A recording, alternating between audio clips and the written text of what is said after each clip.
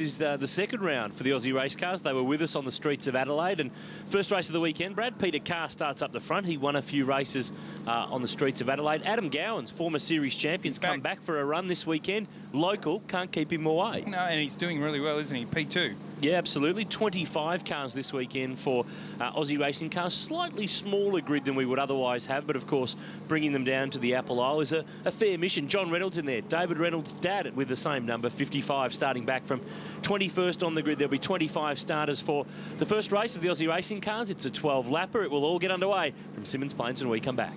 Adam Gowans, who won here last year. Maurice Massini, the reigning champion, the #1 VIP Pet Foods Euro GT bodied car, starts a bit further back in the pack than we'd expect from him. P10 alongside Trent Young, who he just went past. He's the series leader after round 1 on the streets of Adelaide. But these little cars, these long straights, it's time for some slipstreaming.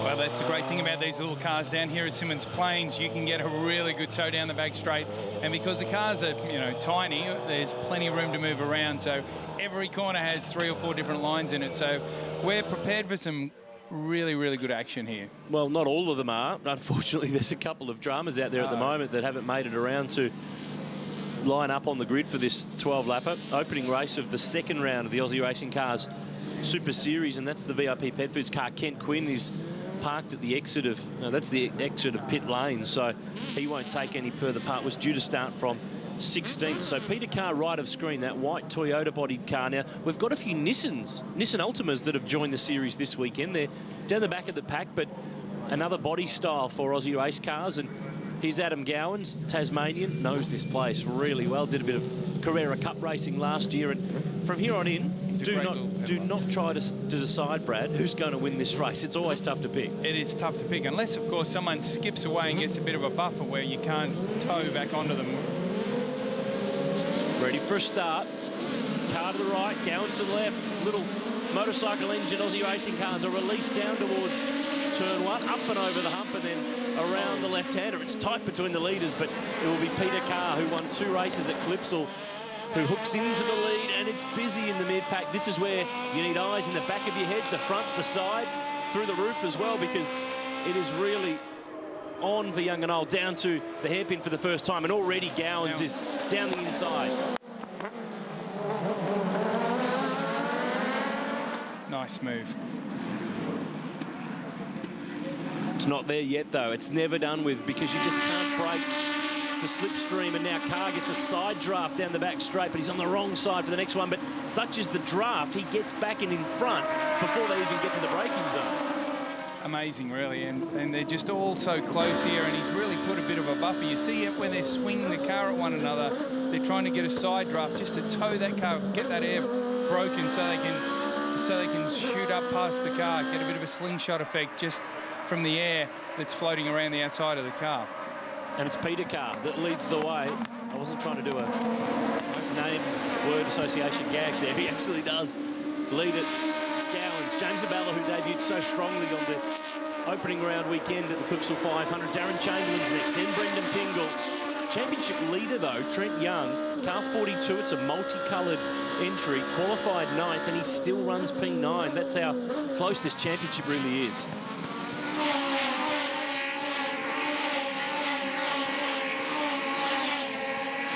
They're like angry ants on steroids when you're that far down the road, aren't they?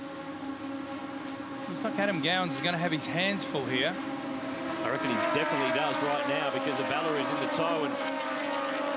But in turn, Gowans is the one launching a move on Carr for the lead down at turn 6. And I mean, he's 3 car lengths back. Isn't that amazing how they just drag one another up? And as you can see, there's a number of different lines around the corner.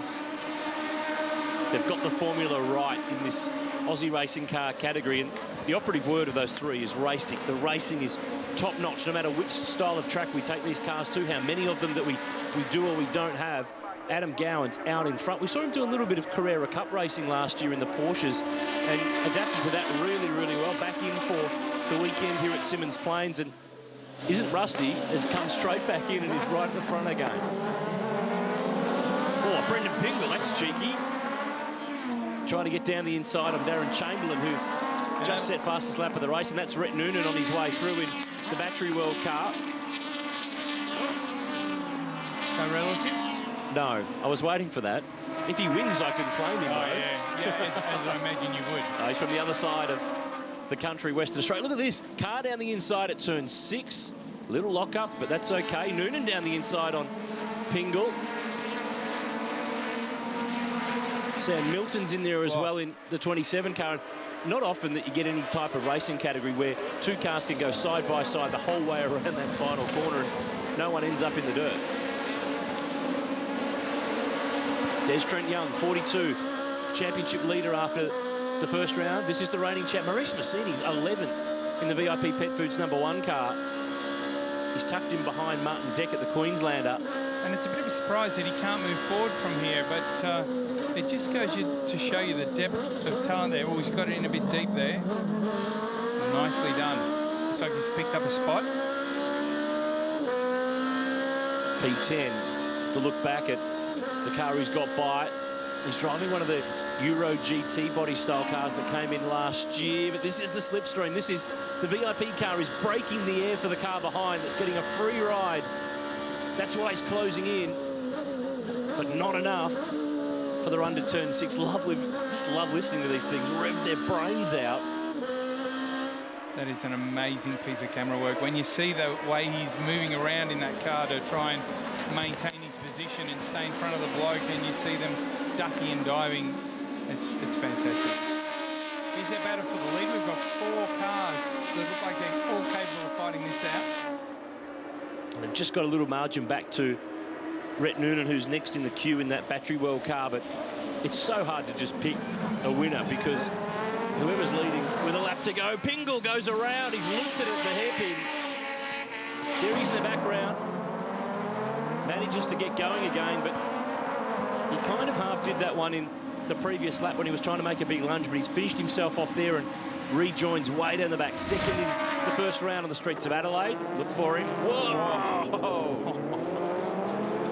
That is unbelievable. How he's managed to fit between those two cars. And that should be one of those stunt driving skills. That is amazing. I'm sure he didn't really mean to do it, but I'm betting that he's glad that he didn't wipe anybody out. Michael Rinken off the road. This is one of the new Nissan Altima-bodied cars that I mentioned at the start of the race. Unfortunately, he's off at the hairpin and doesn't look to have any drive there. Just trying to get hooked around. Or he can't find reverse. No, so he's letting it just roll back. So this is half race distance this time around. Lap 6 of 12, and he's still down there. So yellow flags. What this does, takes away the hairpin as a passing position because yellow flags, no overtaking. And if he can't move that car, it might stay that way for quite some time. There's a little bit of tape flapping on the front of that one. Don't mention it to Craig Lowndes. If you've just joined us too, what we're discussing is that Craig Lowndes has been moved to the rear of grid for race 5 of the V8 Supercars Championship this afternoon. Viewer vote. Well, you're saying that that rear of grid penalty is not fair for Craig Lowndes, and that is the locked door at Red Bull Racing Australia's transporter here in the paddock at Symmons Plains. It's been a busy little place in the last 10 or 15 minutes. So Craig Lowndes, contact with Jamie Whincup in the race earlier on, bumped off the road, dropped to the tail of the top 10. Now he starts from the rear for the final race this afternoon. So the championship leader coming into the weekend, having all sorts of stuff going today. This is on board with Darren Massini in the Aussie racing cars. He's moving on forward, and I think that's a problem for Craig Woods, I think that was, who was just slowing on the exit of what used to be the start-finish line here. That was a long time ago. I know, I thought you might remember. I do. Here's Trent Young, 42, championship leader, up against Adam Ubergang here, side by side through the sweeper. Still out in front, Adam Gowan's leading the way. Oh. Rhett Noonan to the grass. Oh. There's nowhere near enough grip over there. Gee. Brave, silly, or both, I'm not sure. The hard thing when you're in a car is you've got so much momentum going on, you don't want to stop it. So you think, maybe I'll drop a couple of wheels on the dirt, but of course, inevitably, that always slows you down a little bit. But when you're in the heat of the battle and you're fighting pretty hard for position, you don't want to lift off.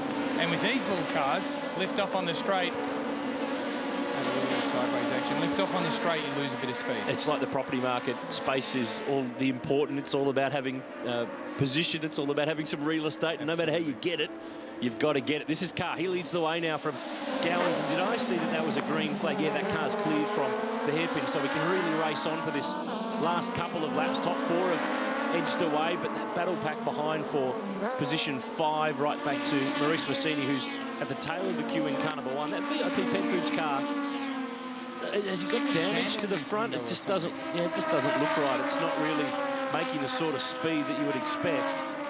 But this is where the fight is. Look at Gowans round the outside into turn 6. Nice. Car is locked up. Gowans gets the spot for the moment. Wait for it. Give it time. This will go on. This could be to the line for the end of the race. It would be nothing in it, because to the line that time over, 0.01 of a second. So this is going to go all the way to the wire with 4 to complete. And Carr's running him right to the edge of the circuit, so it is Adam needs to be a bit careful here. If it wasn't for that yellow flag, I'd say he'd pop out of the hairpin in 4th. So as it is, he's already back in 3rd. If you've never seen the little Aussie racing cars before, they've been around for over a decade now with a 1.2-litre twin-cam little Yamaha motorcycle engine, 125 horsepower, sequential gearbox just like a motorbike. They make some serious speed, a variety of different bodies under chassis. Australian built and constructed, now based up on the Gold Coast, a category that was purchased by the Quinns, Tony and Clark Quinn. But that's not what you do with them. Rhett Noonan in the wrong place at the wrong time, as Sam Milton has a spin in the right start car, and he's got the start right, but he's got the stop wrong. Fastest man on the road is actually Brendan Pingle in position 8, but this is the fight at the front. We've splintered the lead group just a little here, with Peter Carr and James Abella moving away from Adam Gowans and Darren Chamberlain. And Adam and Darren are going to need these. Oh no, they've got him a little bit back under brakes there. Uber Gang 5th, Trent Young 6th, Maurice Massini 7th. Couple of laps to go.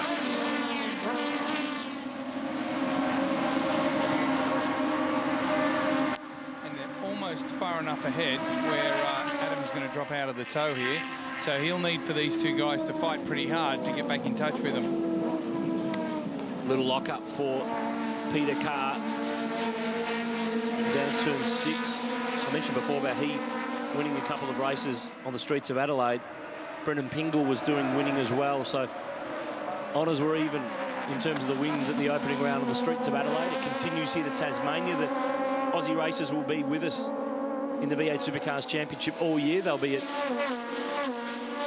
Barbagallo in Perth, Queensland Raceway. They're going back to the mountain in October. They'll be part of that massive weekend at the Super Cheap Auto Bathurst 1000. They've got a non-points event on the Gold Coast. It's getting willing here. Now, that is stuck underneath James Abella's car. He's picked up some debris, and it's hooked in under the left front wheel, or is it just behind the bodywork? Nevertheless, he doesn't want it there. Well, it's part of the front splitter on the car and the corner part of it, so he's going to be hurting a little bit going down the straight here.